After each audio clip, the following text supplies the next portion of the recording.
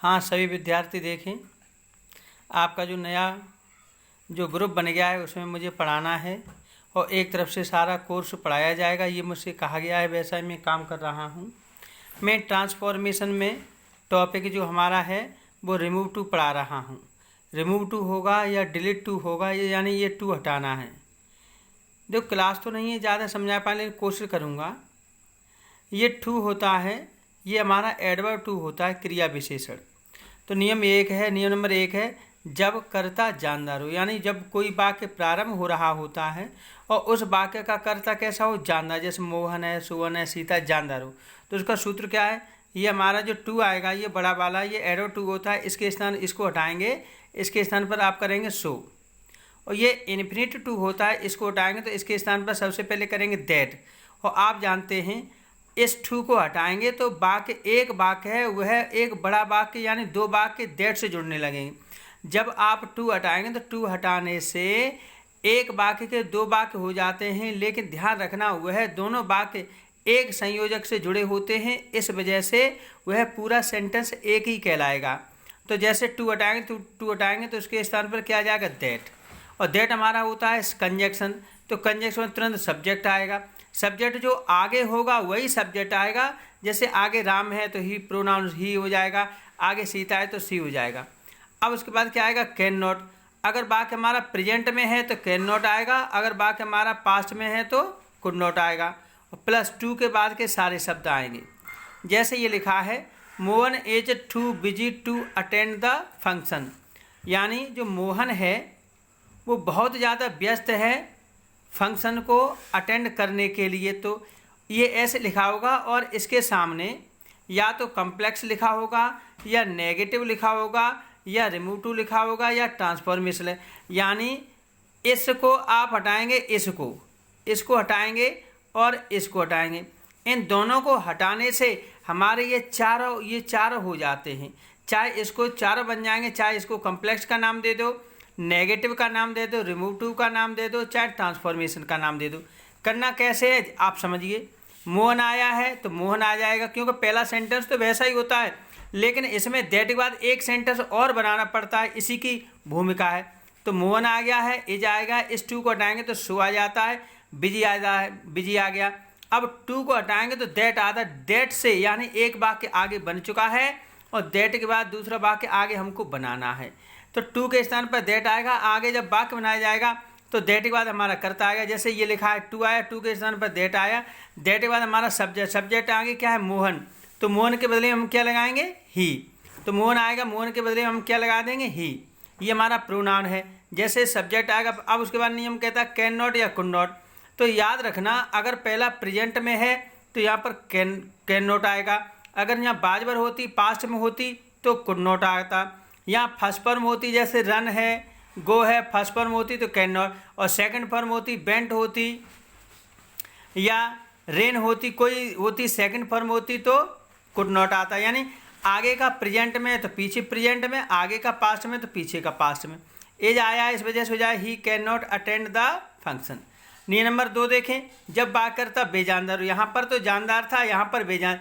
नियम एक ही है, फर्क इतना है कि अगर वाक्यकर्ता जानदार होता है तो वही पीछे ही बन के आता है, लेकिन बेजानदार वाक्य में जो कर्ता आगे होगा तो उस, जैसे आगे देखो ये इंग्लिश है, अगर वाक्यकर्ता बेजानदार हो तो टू के स्थान पर सो लगाते हैं, और ये इन्फिनिट टू होता है, इसके स्थान पर दैट लगाते हैं। दैट का फर्क इतना है कि यहाँ पर हमें ये वन एक इंडेफिनिट प्रोनाउन है, ये हमको लगाना पड़ेगा। उसमें जानदार होता था तो हमारा प्रोनाउन आ जाता था, इसमें आगे कोई सब्जेक्ट उसका बेजानदार है तो वह उसकी भूमिका नहीं है, इस वजह से वन लगाएंगे। और अगर वही सब्जेक्ट अगर यहाँ पर आ जाएगा तो आगे वाक्य हमारा पैसे में बन जाएगा। तो इसके 2 नियम होते, एक तो यही है और एक और होता है, वो भी हम बता देंगे। तो पहले देखेंगे, जैसे इंग्लिश तो दैट के बाद वन लगाएंगे, उसके बाद प्रेजेंट में तो कैन नॉट, पास्ट में कुड नॉट, वही बात है, प्लस टू के बाद के सारे शब्द। अगर हाँ बाद में अगर वन लगाते हैं तो आगे बाद में इट भी लगाया जाता है। जैसे इंग्लिश हमारा बेजानदार है तो English is too hard to read, तो इंग्लिश आ गया इसके, और फिर इज आएगा, इस टू के स्थान पर सो आ गया, हार्ड आ गया। अब ये इन्फिनिट टू आया है, यहाँ से 2 वाक्य बनते हैं, तो इस टू को हटाएंगे तो दैट आएगा, दैट के बाद एक वाक्य और बनेगा। तो यहाँ पर हमने कर्ता लगा दिया वन, और भी करता है, वन आ सकता है, नोबडी आ सकता है, नन आता है। नोबडी नन आएगा तो बाकी आगे असर्टिव बनेगा, वो अफर्मेटिव, लेकिन वन आया है तो नेगेटिव बनेगा। तो वन आ गया, वन के बाद आगे प्रेजेंट में तो क्या आ जाएगा, कैन नॉट रीड और इट। कैन नॉट आ गया, वन आ गया, उसके बाद नियम कहता है कैन नॉट, वन के बाद कैन नॉट या कुड नॉट, कैन नॉट आ गया। अब क्या है उसमें क्या लिखा है, टू के बाद के सारे शब्द, यहाँ टू के बाद के सारे शब्द क्या है, रीड, तो रीड आ गया। यहाँ वन है और तो यहाँ पर हमें क्या लगाना पड़ेगा, इट। इसके बारे में चर्चा बहुत बड़ी है लेकिन वीडियो में नहीं हो पाती है। नियम नंबर 4, जब वाक्य पैसे में हो तो पैसिव की पहचान क्या होती है, वाक्य बी दिया होगा तो टू के स्थान पर सो और ये इन टू के स्थान पर दैट आएगा, फिर इट आएगा प्लस कैन नॉट या कुड नॉट प्लस बी बातें हैं, पुरानी बातें। तो कैसे हो जाएगा, the news is too good to be true. तो द न्यूज़ है, हमें पता कैसे चला, अगर ये बी आया है तो बाकी हमारा पैसे में, तो पैसे का यही फॉर्मूला है। तो कैसे हो जाएगा, द न्यूज़ आ गया, अब इज आएगा, टू के स्थान पर सो आ गया, गुड आएगा, अब टू आया, इसको हटाएंगे तो बाकी दो भागों में बट जाएगा। टू को हटाएंगे तो दैट लगाएंगे, दैट से आगे बाकी दूसरा क्या हो जाएगा, अब दैट के बाद फिर क्या आ जाएगा, इट। यानी बाकी पैसे में तो आगे जानवर होता है तो उसी को हम ले लिए जाते हैं, तो यहाँ पर इट हो जाता है। और उसके बाद आया कैन नॉट और आगे का होता पास्ट में तो क्या हो जाता, कुड नॉट। अब क्या बचा, यानी दैट आगे देखो ये लिखा है दैट, उसके बाद इट लगा दिया, उसके बाद कैन नॉट या कुड नॉट तो कैन नॉट लगा दिया। अब फिर नियम कहता है कैन नॉट या कुड नॉट, फिर उसके बाद बी आ गई, बी के बाद शेष यानी बी का बी आ गया, शेष क्या बचा, ट्रू। तो ये हो गया।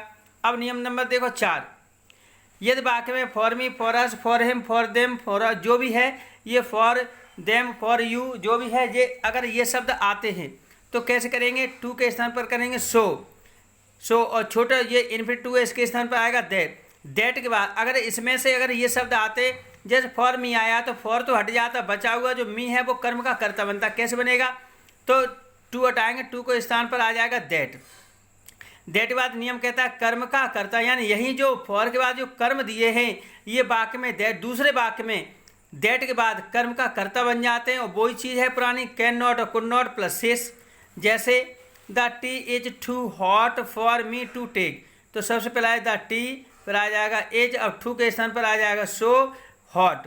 अब ध्यान रखना, अगर फॉर मी फॉर अस आए हों तो सबसे पहले आप इनको उड़ा दो, इनका कोई महत्व नहीं, हटाओ इन्हें जल्दी से, ये हट गया। अब आगे बढ़ो, आगे बढ़ेंगे तो टू आया, टू के स्थान क्या आ जाएगा दैट, बाकी बदल दो, दैट आ गया। दैट के बाद नियम कहता है, दैट नियम कहता है कर्म का कर्ता, यानी जो मी है उसका कर्ता क्या हो जाता, आई।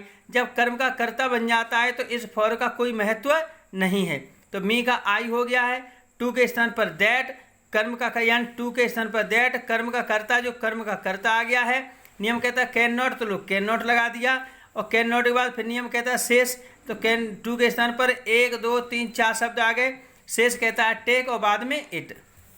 अब नियम नंबर है तुम्हारा 5, तो 5 में देखो अगर वाक्य में केवल टू आया हो, तो अकेला टू आया हो और ये छोटा इन्फिनिटिव टू है ये नहीं आया हो, तो टू के स्थान पर सामान्य वाक्यों में वेरी लगा देते हैं।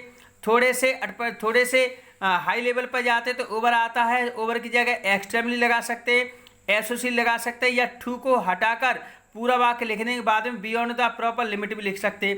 जैसे ये लिखा है the tea is too hot, तो ऐसे कर सकते द टी इज, टू के स्तर वेरी हॉट कर सकते हैं, ओवर हॉट कर सकते हैं, एक्सट्रीमली हॉट कर सकते हैं, एक्सेप्शनली हॉट कर सकते हैं, या फिर ऐसे कर सकते द टी इज, टू को हटा दो तो ये हो जाएगा the tea is hot, last में जोड़ सकते हैं beyond the proper limit.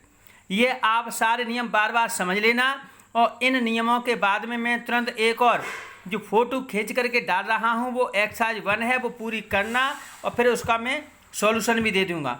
Okay, thank you for watching.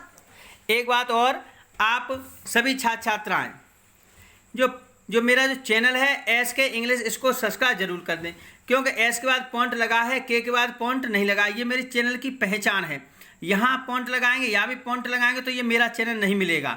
S के बाद पॉइंट लगाएंगे, के बाद पॉइंट नहीं लगाएंगे और इंग्लिश लिखेंगे, ये मेरा चैनल है। इस चैनल को सभी छात्र छात्राएँ सब्सक्राइब कर दें, क्योंकि आगे जो वीडियो हैं उसी यूट्यूब के माध्यम से मिलेंगे। तो मैं सब चाहूँगा कि सभी छात्र छात्राएँ मेरे इस चैनल को यूट्यूब पर निकाल के सब्सक्राइब जरूर मार दें। Okay, thank you.